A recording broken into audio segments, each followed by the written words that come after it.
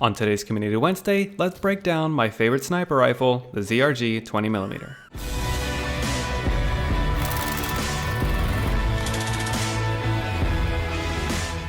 Since the ZRG's introduction, it's been a strong competitor in the sniper rifle category. It was a great all-around sniper rifle, and as it got buffed, it became the greatest long-range sniper rifle. Other than not having a better variable zoom scope than the HDR, ZRG does everything the HDR does, but better. So before we break down the stats, let's first look at the build. In the build, we're using the wrap suppressor, 43.9-inch combat recon, SWAT 5mm laser sight, 5-round mags, and the airborne elastic wrap. I would like to point out though that its standard scope only has a 4.94 ADS zoom, which is kinda low for a long-range sniper rifle. But just because it doesn't have as much zoom, doesn't stop it from destroying most other sniper rifles. So let's get into its stats, starting with mobility. Its ADS speed at 510 milliseconds seems like a lot, but it's only 100 more than the shorter range rifles, but 80 less than the HDR. So when compared to the categories it's actually supposed to be competing against, it is beating it by a lot. Its reload speeds aren't the greatest at 5.5 seconds if it's empty and 3.8 if you're adding ammo, so definitely make sure to save at least one bullet in the mag if you can. And with the attachment, its mag cap is 5, which is average for most sniper rifles. Its movement speed isn't the greatest, but it's average for longer range sniper rifles. But its sprint speed comes out pretty high for a long range sniper rifle, so you can actually use this to run from cover to cover.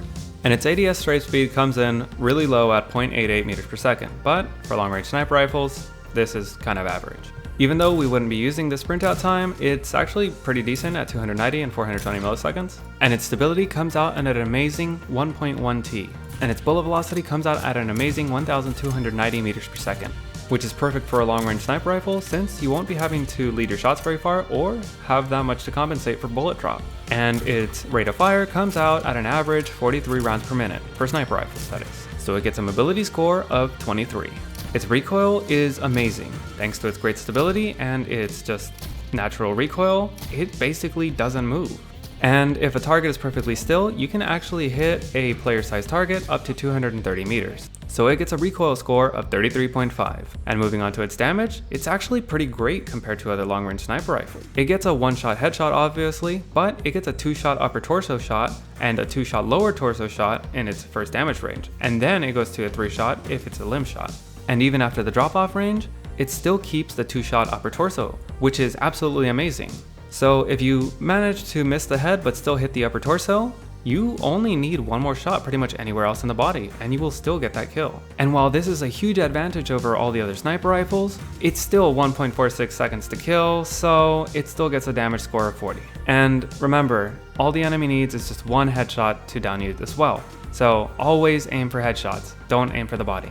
So when we add up all the categories, we get a total score of 96.5. Before the ZRG came out, I mainly used the Rytec, and since I said that, you probably know I'm not really a serious sniper. I never really used the Kara either because it just was a little bit too difficult for me to use, but when the Swiss came out, I ended up using it for the same reason that I used the ZRG. I never used the HDR because it was too slow, required too many shots to kill when I was missing headshots, and trust me, I was missing headshots. And the rest of its stats just weren't really there. Even its recoil just wasn't the greatest. You would have to pull a lot to get back on center. But with the ZRG, it's a lot more mobile, its recoil is perfect, and it just has a better time to kill. Sure, its reload speed is a little bit worse, and its ADS strafe speed is also worse, but other than that, it's better in pretty much every other way. And even with the attachment that I'm using for the 5-round mag, it's still better than the HDR. If I didn't use the 5-round mag, I'd be using the bruiser grip, which would be giving me better mobility and stability, which is already better. So the ZRG basically has everything the HDR has to offer and more.